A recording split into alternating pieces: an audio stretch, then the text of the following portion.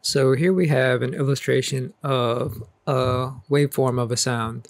You can see these louder parts, which are the high peaks, and you can see some quieter parts, which are the low peaks. Now what compression does, it decreases this difference. It decreases the dynamic range, which is the difference between the loud parts and the quiet parts. Here we have the threshold. Now this is the level where we start compressing. Basically, when sounds are greater than this threshold level, they're going to be reduced.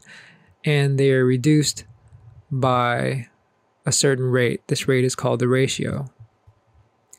And this is what the sound looks like after the compression at the threshold level.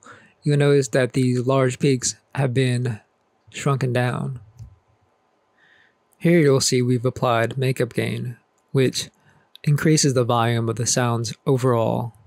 When we apply the makeup gain, the loud parts get louder too, but they still hit the threshold, which will still compress these sounds.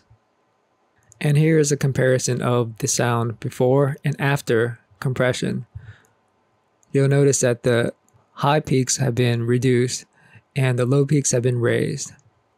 So what this does is it makes the sound overall louder, and usually it makes it clearer.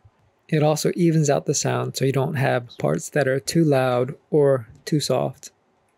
There are many ways to approach compression though, and this is just one of them. Another important part of compression is attack time. So here is another waveform of a sound. And here we have the threshold level used for the compression.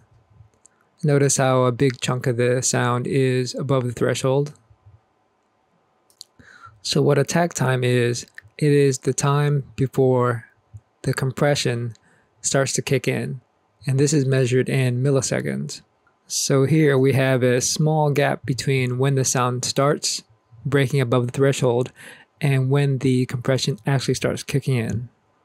And this is what the sound looks like after the compression kicks in after the attack time.